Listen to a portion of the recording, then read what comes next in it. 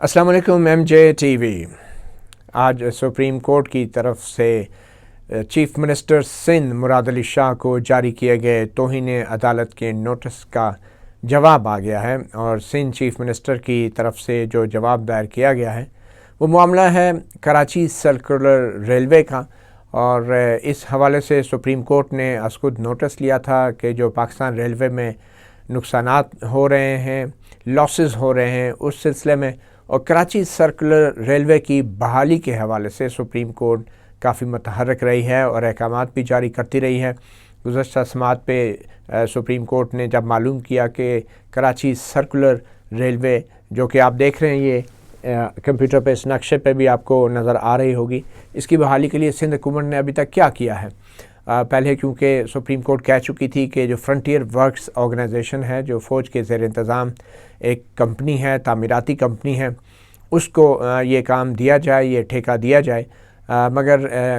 Last hearing जब हुई तो ये तासुर मिला कि शायद सिंध हुकूमत की तरफ से इस तरह की कोई परमिशन अभी FWO को नहीं दी गई। वहाँ पे मौजूद जो नुमाइंदे थे FWO के, उन्होंने कहा कि सिंध हुकूमत की तरफ से उन्हें नहीं बताया गया कि ये काम कब होगा, कैसे होगा, बाकायदा ठेका नहीं दिया गया, जिस पे चीफ जस्टिस गुलजार अहमद की सरबराही में कायम बेंच ने इसका सख्त नोटिस लिया और चीफ मिनिस्टर सिंध को तौहीन अदालत का नोटिस जारी कर दिया कि क्यों ना आपके ख़िलाफ़ तौहीन अदालत की कार्रवाई की जाए। तो उसका जो जवाब आया है वो बड़ा दिलचस्प है। इस जवाब में सिंध चीफ मिनिस्टर ने न सिर्फ ये कि उन्होंने कहा कि सुप्रीम कोर्ट के हुक्म पे अमल हो चुका है, मगर उन्होंने साथ ही कुछ दूसरी गुजारिशात भी की हैं। पहले तो उन्होंने वफाकी हुकूमत पे, बल्कि वफाकी हुकूमतों पर नवाज शरीफ के दौर से लेके 2017 से लेके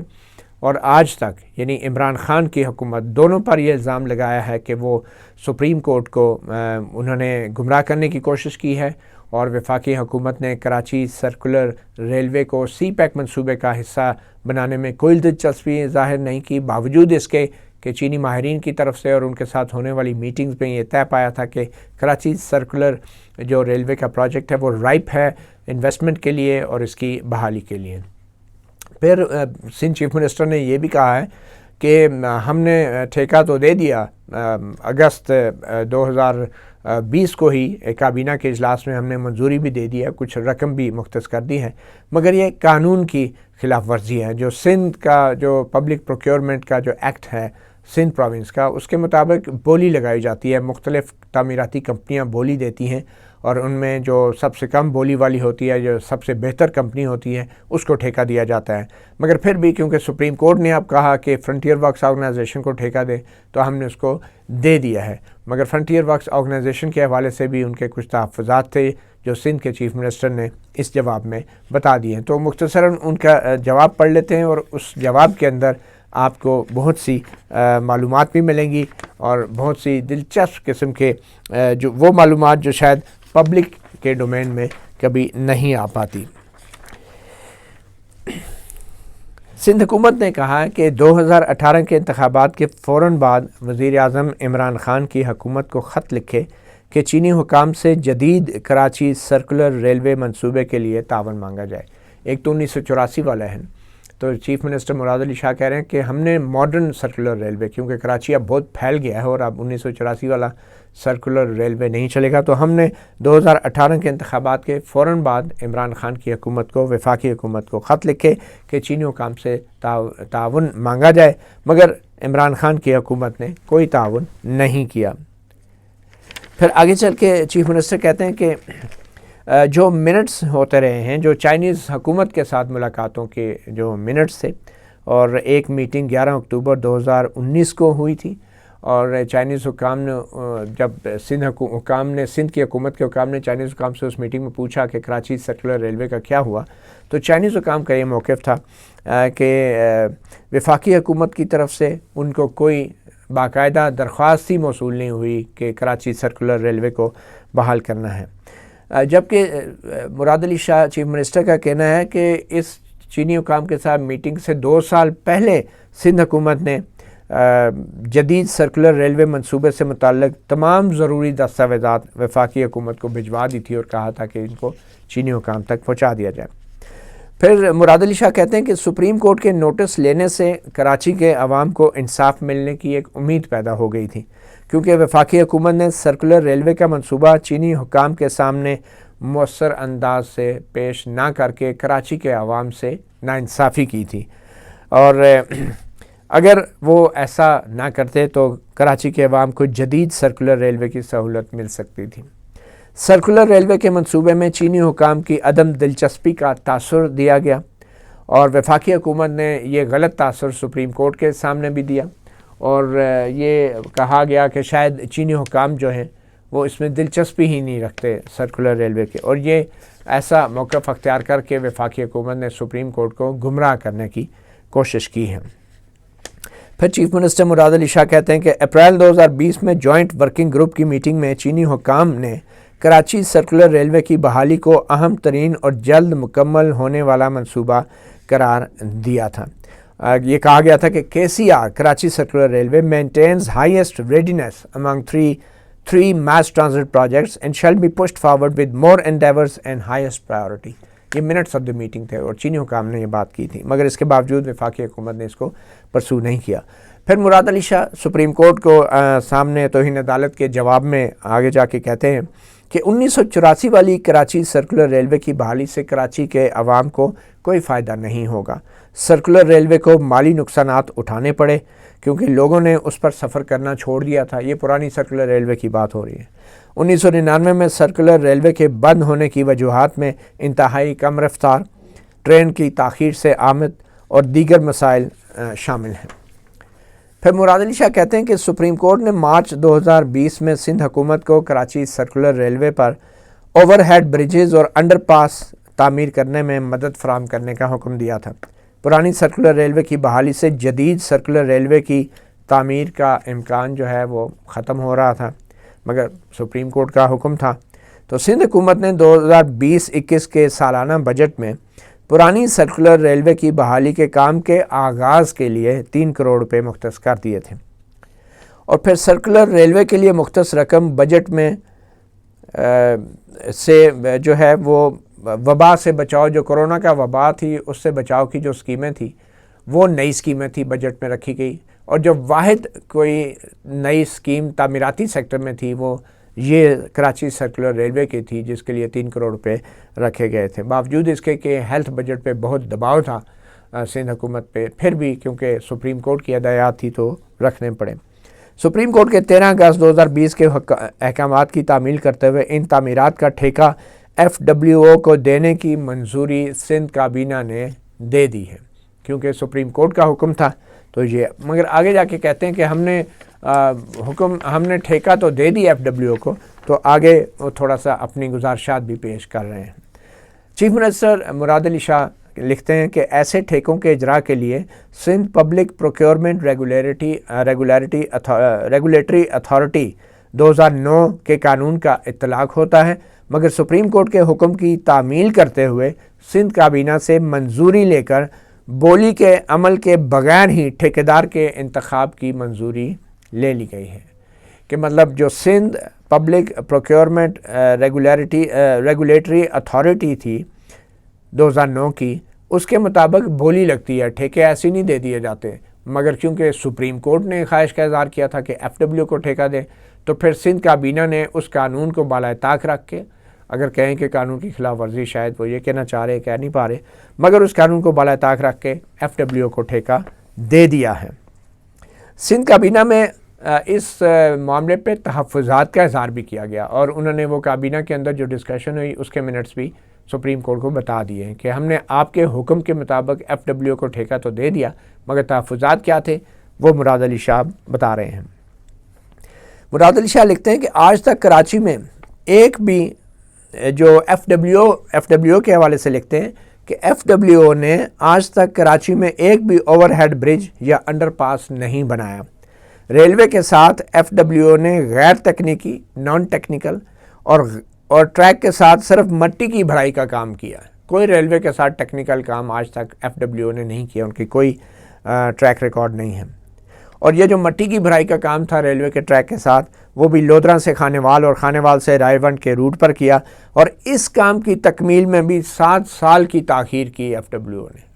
وہ سر ریلوے ٹریک پہ جو مٹی کی بھرائی کا کام تھا وہ بھی 7 سال اس کو لگ گئے، اور اتنی تاخیر سے انہوں نے کام مکمل کیا۔ تاہم مراد علی شاہ لکھتے ہیں، تاہم معزز عدالت کی خواہش پر سندھ کابینہ نے 20 اگست 2020 کو ہی سرکولر ریلوے پر تعمیراتی کام کا ٹھیکہ F W O frontier works organisation کو دے دیا۔ ایف ڈبلیو او نے 24 ریلوے کراسنگز کی تعمیر کے آغاز کے لیے 2.5 کروڑ روپے مانگے ہیں۔ آغاز کے لیے سندھ حکومت نے پی سی 1 اور فیزیبلٹی اسٹڈی کی تیاری کے لیے ایف ڈبلیو او کو 1 کروڑ روپیہ جاری کر دیا ہے، جبکہ 1.5 کروڑ روپیہ تفصیلی ڈیزائن اور پی سی 1 کے لیے چند دن پہلے ہی منظور کر لیا گیا ہے۔ پرانی سرکولر ریلوے کے حوالے سے مراد علی شاہ استدعا کر رہے ہیں کہ اس کی بحالی ایسے ہونی چاہیے کہ بعد میں کراچی شہر کے لیے جدید آمد و رفت کے نظام کی راہ میں کوئی رکاوٹ نہ بنے، بعد میں بھی اگر ایکسپینشن کی جانی چاہیے۔